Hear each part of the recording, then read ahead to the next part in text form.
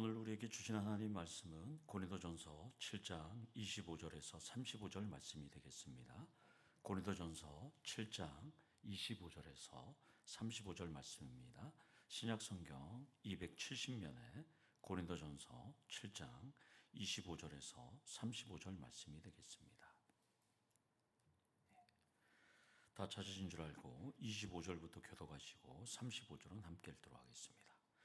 처녀에 대하여는 내가 주께 받은 계명이 없으되 주의 자비하심을 받아서 충성스러운 자가 된 내가 의견을 말하노니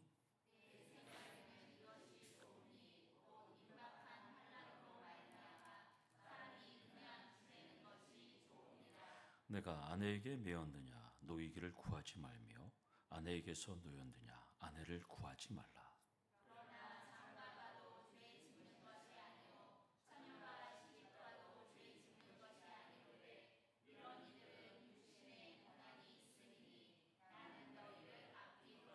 형제들아 내가 이 말을 하노니 그때가 단축하여 진고로 이후부터 안에 있는 자들은 없는 자 같이 하며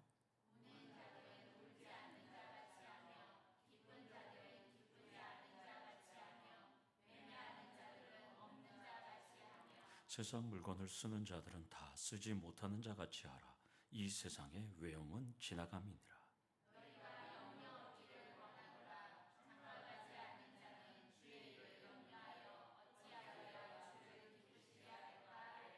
장가간 자는 세상 일을 염려하여 어찌하여 아내를 기쁘게 할까 하여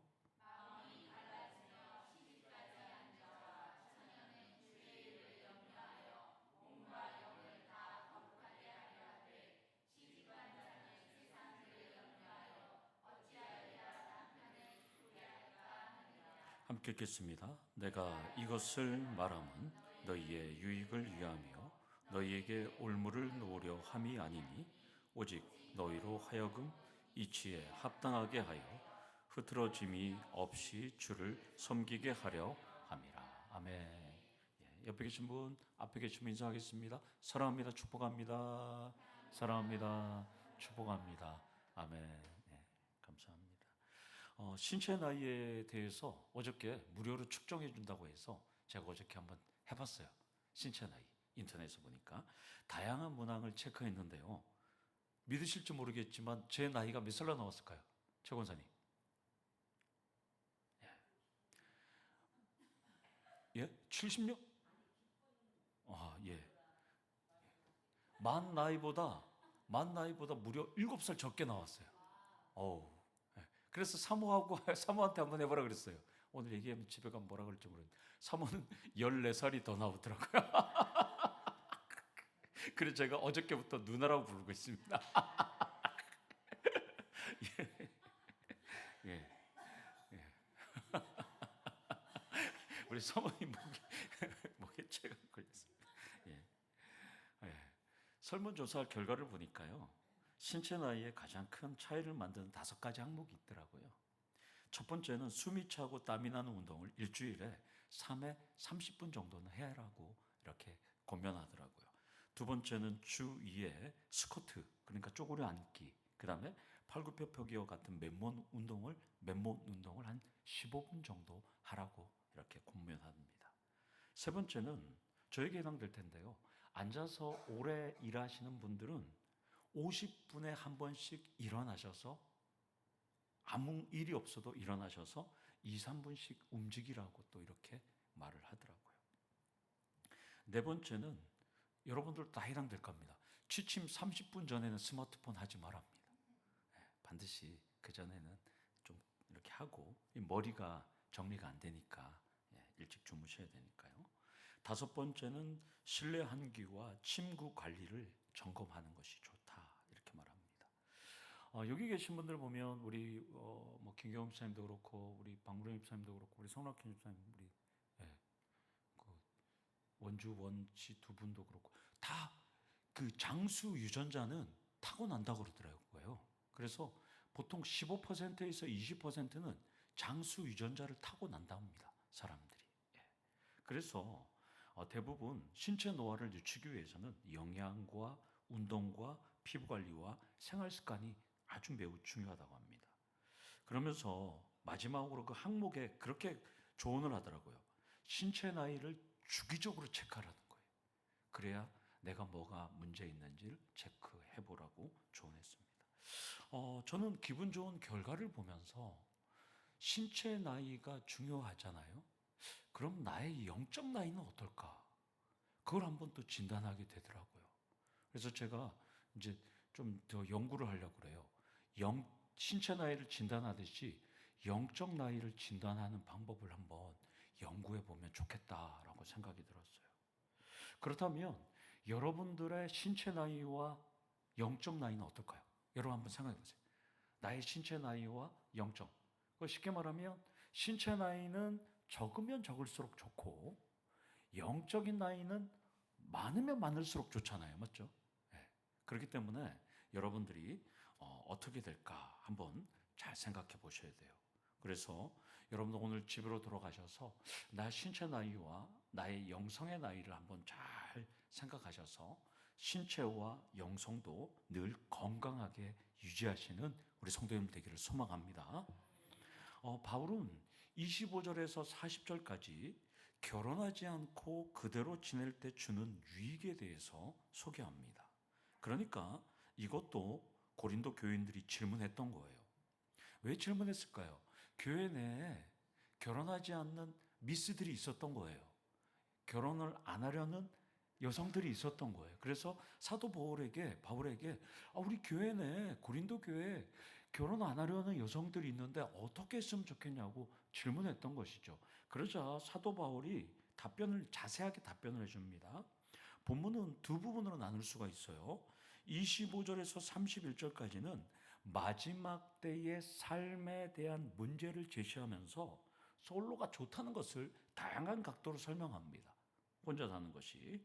그리고 32절에서 35절은 결혼하지 않는 남성이나 여성이 주님을 흐트러짐 없이 섬길 수 있는 만큼 솔로의 유익이 주님을 섬기는 신앙과 연결하는 거예요. 그러니까 주님을 흐트러짐 없이 섬기려면 혼자 사는 게 좋다는 거예요. 네. 그런 점에서 여러분 자녀들이 힘들게 결혼해서 가족들 뒤치다꺼리하고 스트레스 받을 바에 나 혼자 잘 먹고 잘 살겠다 하면 어떻게 할까요? 안 되죠. 오늘 이 말씀을 갖고 본문은 혼자 살 수 있는 근거가 뭐라고요? 주를 오늘 설교 제목처럼 흐트러짐 없이 주를 섬기려고 할 때만 결혼하지 않는 거예요. 그러니까 여러분들의 자녀들이 주를 흐트러짐 없이, 쉽게 말하면 새벽기도 다 나오고 수요예배 나오고 금요기도에 나오고 주일 아침부터 찬양팀 봉사하고 교육기관 교사로 봉사하고 찬양대원으로 봉사하고 또 안내원으로 봉사하고 주일 오후 예배까지 드리고 순장으로 봉사하고 1년 365일 어디 휴가도 안 가고 교회에서 담임 목사랑 함께 봉사한다. 그러면 혼자 살아도 돼요. 그러나 그렇지 않으려면 결혼해야 된다는 거예요. 이해가 되시죠? 주를 흐트러짐 없이 섬기기 위해서 혼자 살라는 거예요, 여러분들. 그렇다면 저는 오늘 거꾸로 한번 생각해 보시죠. 여러분들하고 오늘 제 설교를 준비하면서 거꾸로 생각해 봤어요. 그러면 여러분들은 다 혼자가 됐든 어떻게 됐든 여기 계신 분들 다 결혼하셨던 분들이에요. 맞죠? 다 결혼했고 현재도 결혼 생활 유지하시고 있는 분들, 어떻게든 사별이든 이별이든 어떻게 됐든 간에 여기는 다 결혼하신 분들이에요. 자, 그러면 오늘 이 생각을 한번 해보세요. 그러면 우리는 모두 결혼했잖아요. 그럼 여러분들은 이 본문을 냉철하게 분석해서 처삼촌 벌초하듯이 주님을 섬기기 위해서 우리는 결혼했을까요? 그 말이 나오잖아요. 오늘 저는 설교하면서 이게 너무 재밌었어요. 설교 준비하면서 그러면 나는 주를 흐트러짐 없이 섬길 수 없으니까. 네. 그러니까 우리는 고린도전서 7장 이것을 너무 냉철하게 분석해서 이렇게 살 거예요? 이렇게 사는 걸까요? 예. 이렇게 생각해 봤어요. 왜냐하면 많은 분이 경험하시잖아요. 가정일 때문에 새벽기도 못 나올 수밖에 없잖아요. 육아하는데 어떻게 새벽기도 나와요? 공예부도 우리 애들 오는 아빠 엄마들 보면 애들 붙잡고 있고, 요즘은 우리 영유아부 선생님들이 예배를 제대로 못 들어요. 애들 봐주니까. 누군가 희생을 해서 지금 예배를 드리니까 그래 너무 힘들죠. 그 신앙의 흐트러짐이 누군가는 심할 수밖에 없는, 참 담임 목사라고 봤을 때는 참 미안해요, 사실. 그러다 보면 이제 우리 영유아부가 많이 차면 또 부흥하게 되니까 일단 조금 그래도 누군가는 출혈을 해야 되니까. 그럼 여러분 어떻게 생각하세요? 제 말이 맞다고 생각하세요?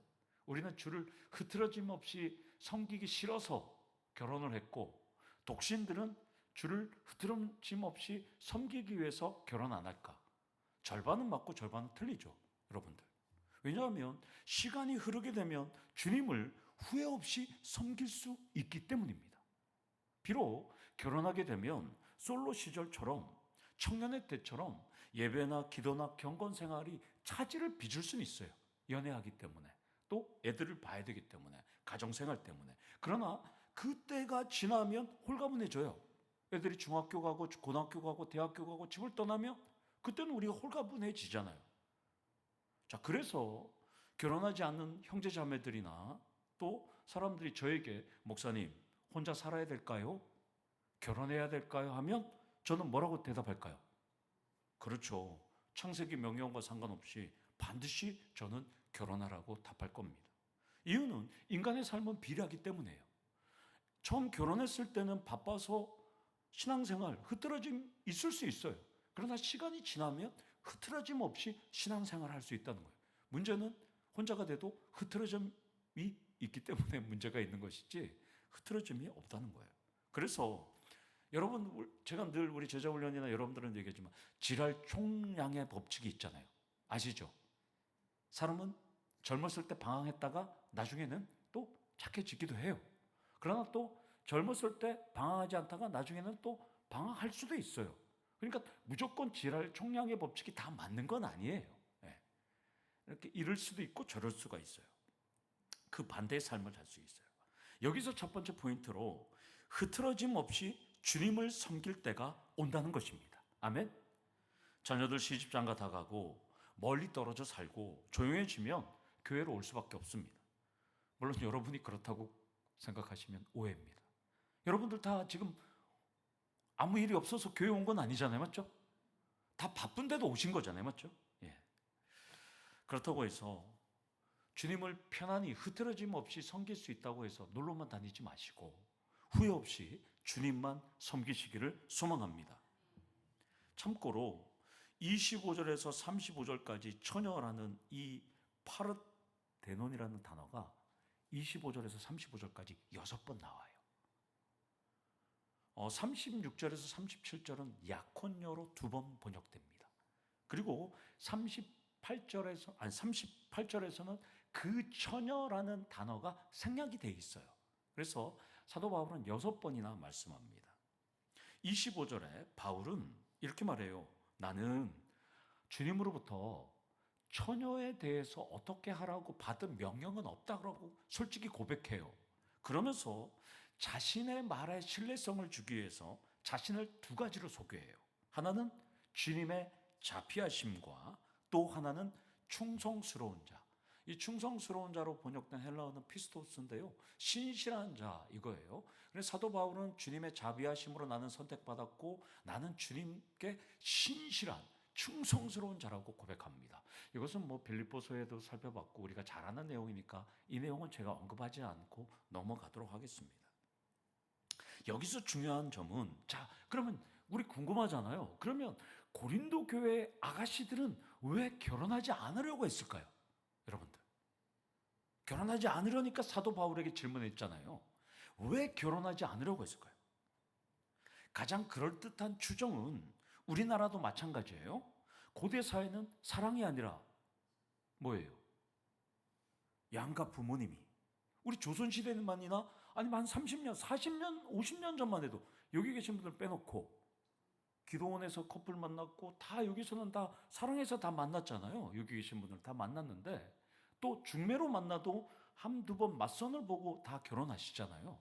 그런데 불과 한 50년, 60년 전만 해도, 조선시대만 해도 2000년 전만 해도 양가 부모가 우리 아들을 놓으면, 너가 딸을 놓으면 우리 결혼시키자.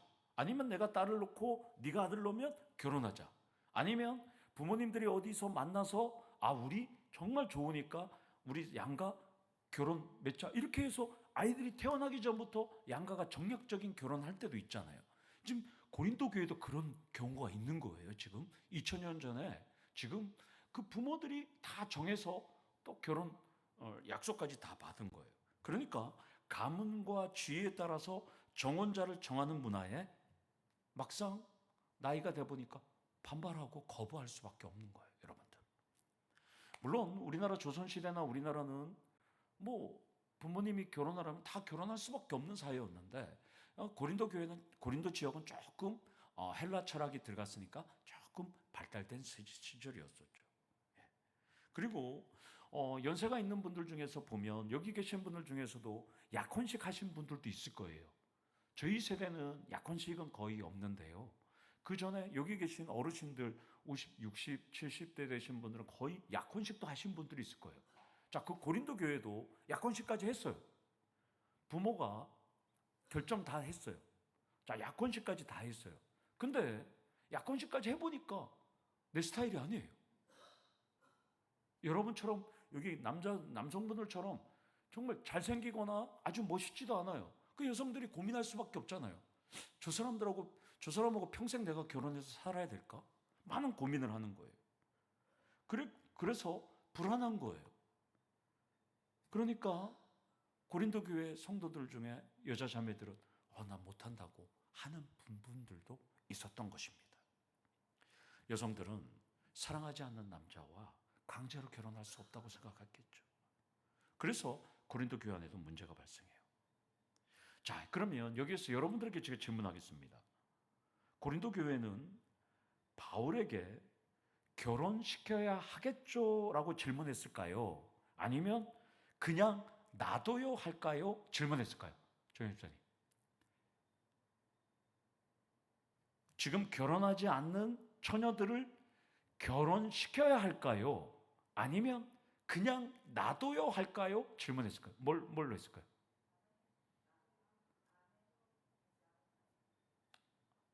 그렇게 긍정적으로, 부정적으로, 부정적으로.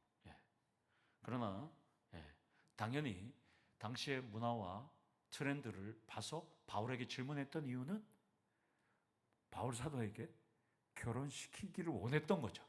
그래서 질문했겠죠. 지금 긍정적인 답변을 기대했을 거예요. 맞죠? 이 사람들은 긍정적으로 사도 바울은 그래 결혼시키지 마 이게 아니라 그래도 결혼시켜야지 이 답을 기대하고 보냈단 말이죠. 이래야지 이게 문장이 재밌고 얘기가 된단 말이에요, 여러분들. 제가 그런데 바울의 대답은 놀랍게도 정현 집사님처럼 답변을 한 거예요. 그래서 지금 사도 바울이에요. 지금 말한 게 바울처럼 지금 대답했어요. 바울은 그래요. 곧 임박한 환란으로 말미암아 사람이 그냥 지내는 것이 좋다는 거예요. 이게 뭐예요? 결혼하라는 거예요, 말라는 거예요? 안 해도 된다는 거예요. 그러면서 27절은 그냥 지내는 것에 대해서 조금 더 확장시킵니다. 그럼 바울이 질문에 대해서 대답하는 거예요. 결혼하지 않았다면 그냥 지내는 것이 좋은데 결혼한 남자라면 그대로 지내고 이혼한 남자라면 그냥 그대로 지내는 것이 좋다. 이렇게 지금 말씀합니다. 여기서 중요한 신학이 나와요. 여기서 곧 임박한 환란. 초대교회는 임박한 종말론이 있었어요. 임박한 종말론. 초대교회는 임박한 종말론이 대세였어요. 여러분, 우리가 많이 들었던 얘기고 저도 한 번, 두 번 말씀했던 것 같은데요.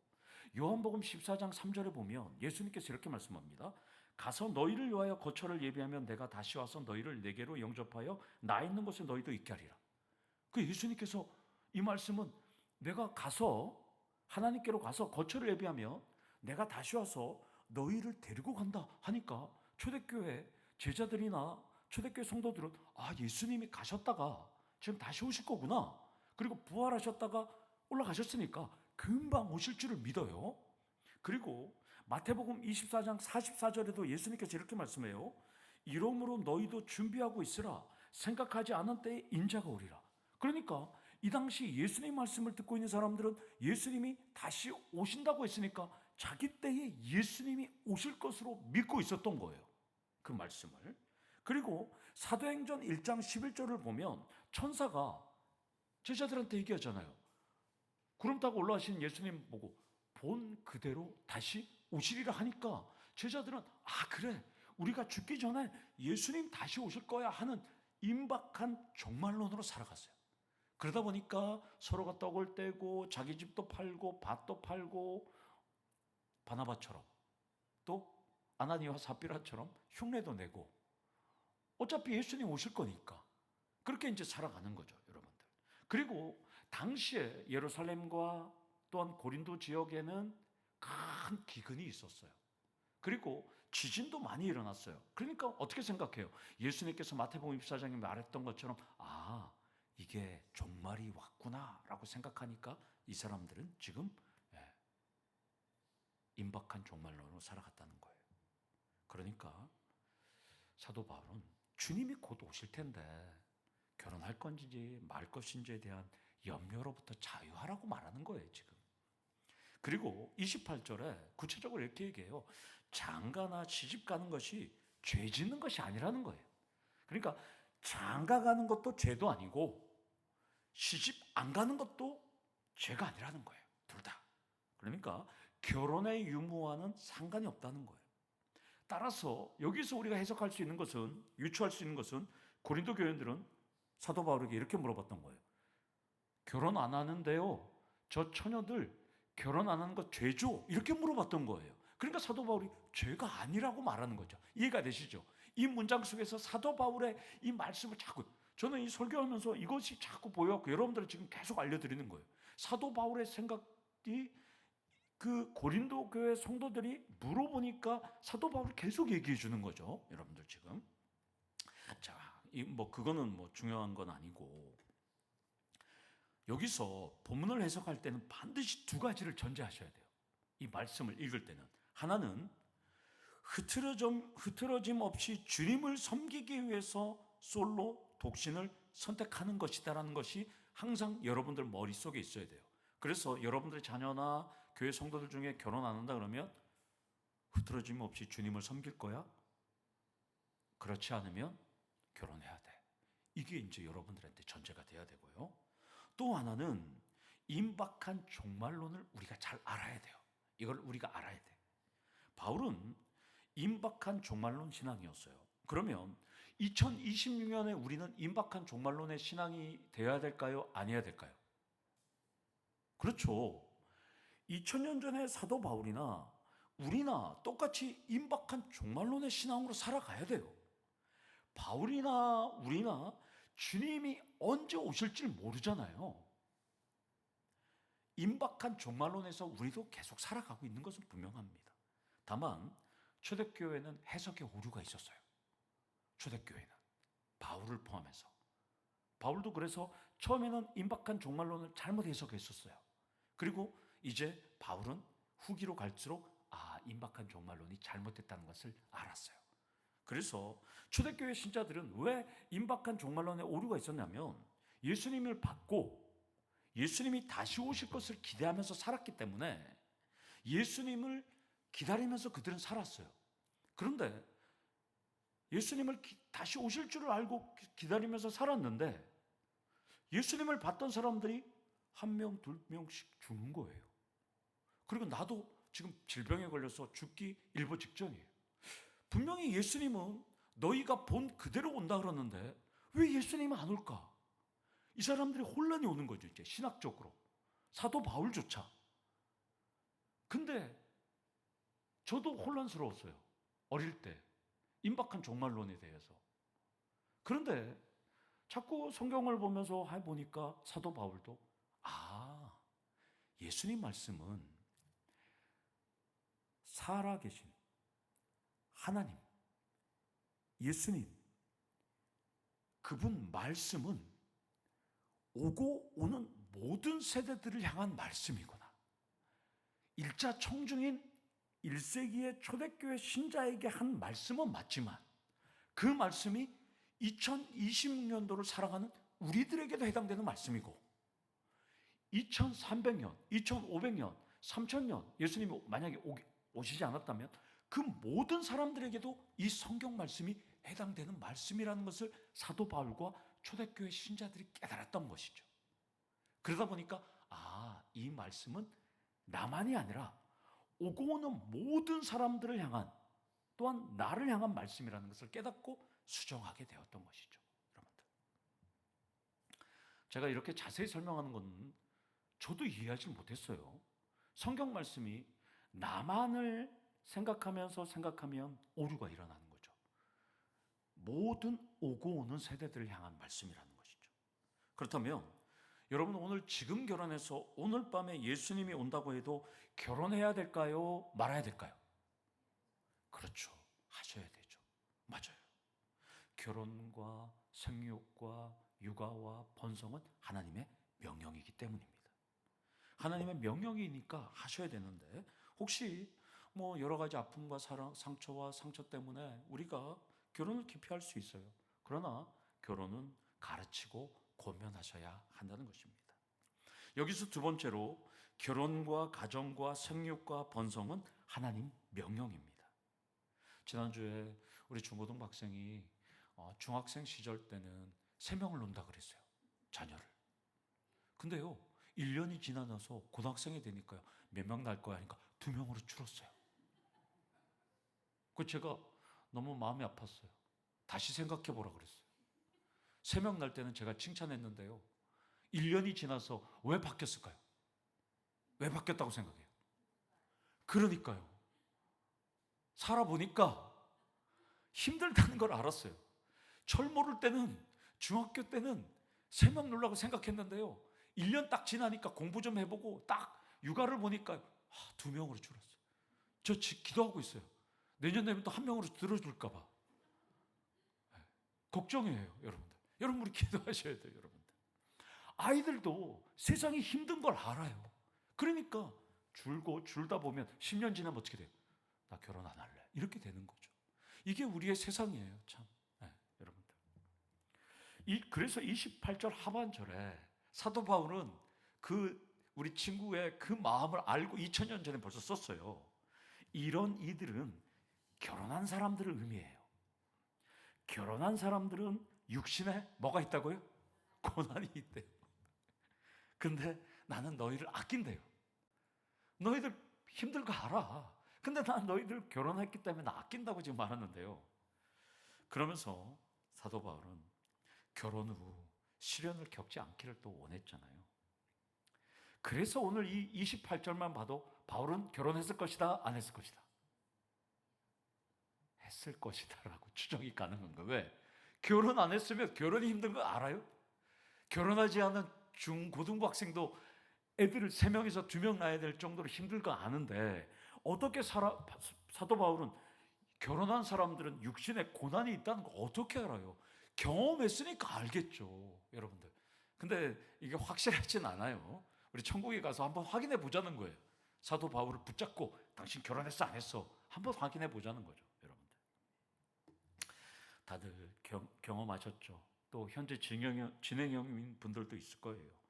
결혼 후에 설거지 해야 되죠. 빨래 해야 되죠.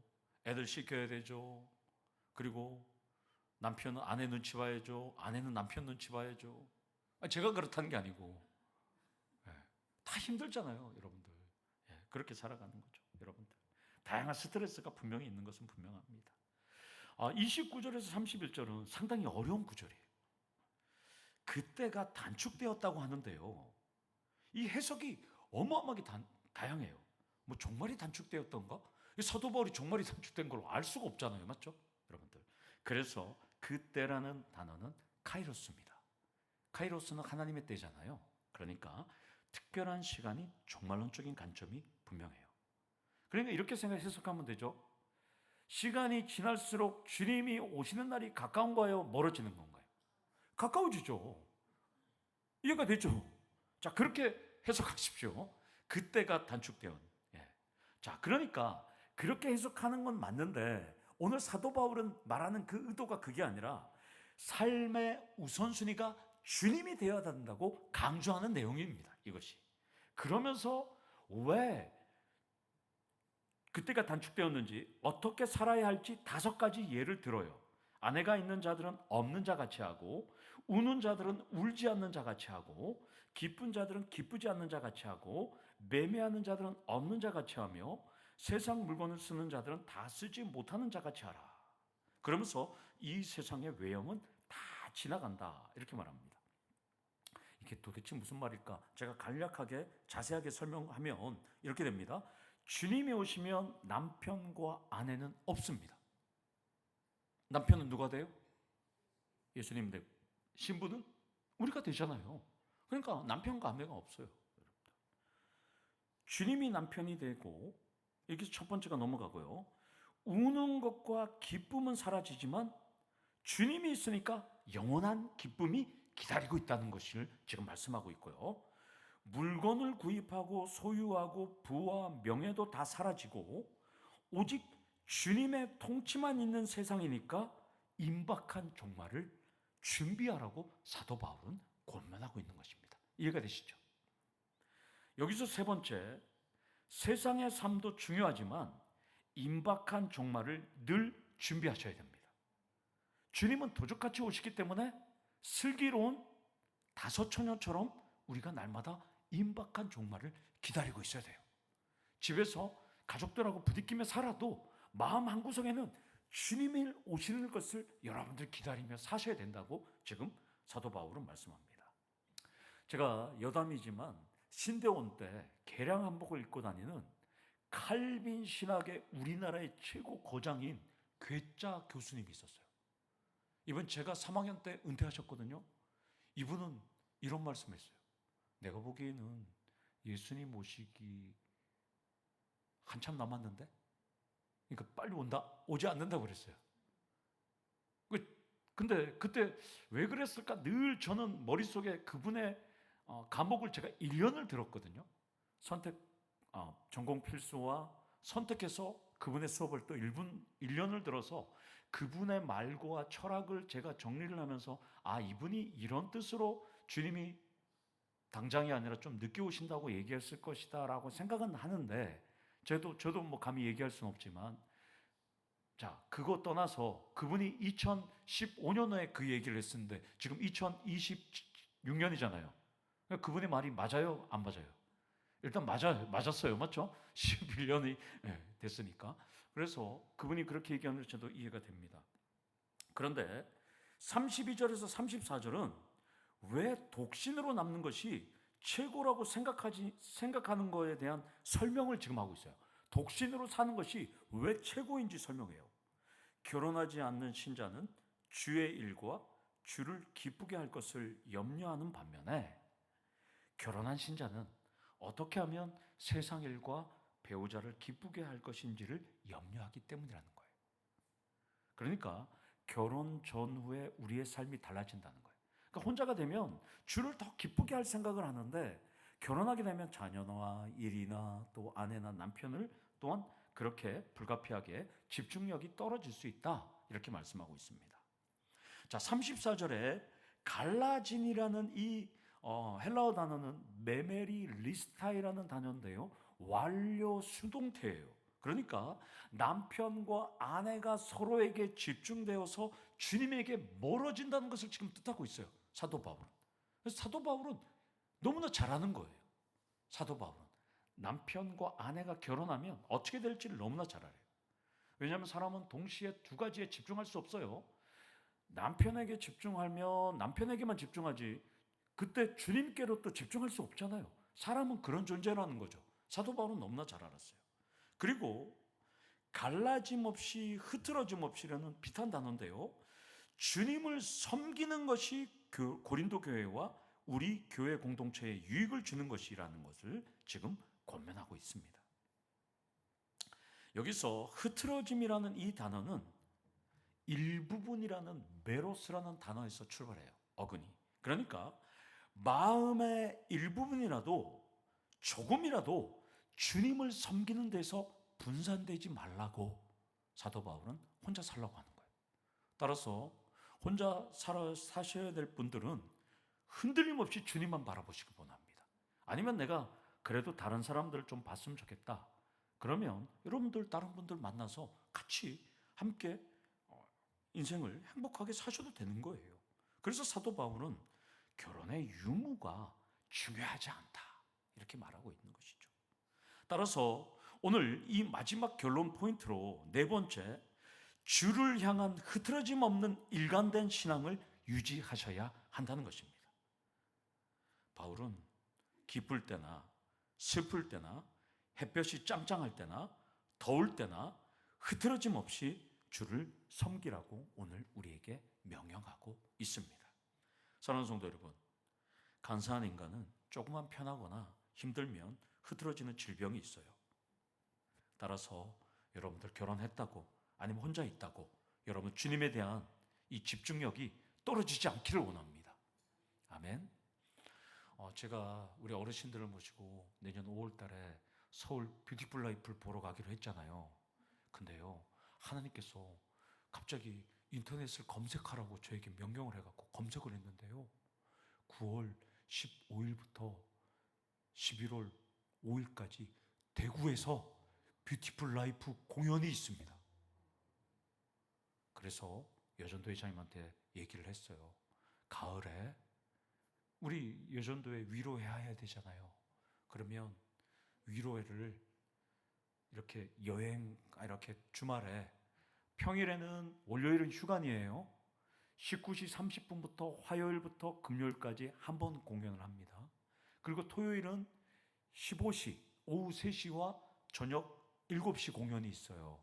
그러니까 우리 다 직장 생활하고 이러니까 토요일 오후 3시 맞춰서 어디 잠깐 가서 밥 먹고 거기 들려서 이렇게 하면 참 좋을 것 같아요. 그래서 우리 여전도에만 가지 말고 남전도의 어르신들도 함께 같이 갈 수 있도록 이렇게 해서 같이 식사도 하고, 그래서 영테크에서 협찬도 많이 하겠죠. 그래갖고 아멘, 아멘 했으니까 권사님 영테크 가갖고 꼭 이렇게 하십니다. 그렇게 해갖고 우리가 가을에 위로해 뷰티풀 라이프 70일만 딱 해요.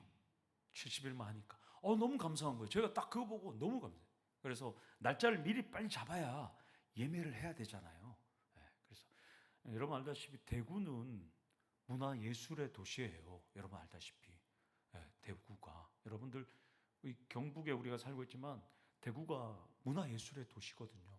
부산도 예술의 도시지만 이 문화예술의 도시에 뷰티풀 라이프가 온다 그러니까 너무 제가 감사하고, 사실 내년에 모시고 갈 생각을 하니까 이거 어떻게 모시고 갈까, 갔다 오면 새벽 기도도 해야 되고 여러 가지도 피곤하고 훈련도 해야 되는데 어떻게 할까 하는데 하나님께서 다 예비하신 여호와의 일에 하나님이 있다는 거 너무나 감사합니다. 사랑하는 성도 여러분, 여러분들은 흐트러짐 없이 주를 향한 일관된 신앙을 유지하시길 원합니다. 이번 주일 몇 명이 왔는지는 담임 목사가 체크하겠습니다. 여러분들은 한 명 한 명 전도하셔서 어느 순간 이 자리를 가득 채우시길 원합니다. 세상 일 때문에, 가정 때문에 주를 향한 사랑이 흐트러지지 않기를 원합니다. 주를 향한 흐트러짐 없는 일관된 신앙을 유지할 때 여러분들의 삶이 이 땅에서도 잘 되고 저 하늘에서도 하나님의 주시는 놀라운 평안의 복을 얻기를 간절히 축원합니다. 아멘. 기도하시겠습니다. 하나님 아버지 감사합니다. 우리 성도님들 주님을 섬기는 흐트러짐 없는 신앙을 유지할 수 있도록 하나님 우리에게 능력을 더해 주시옵소서. 예수님의 이름으로 기도드리옵나이다.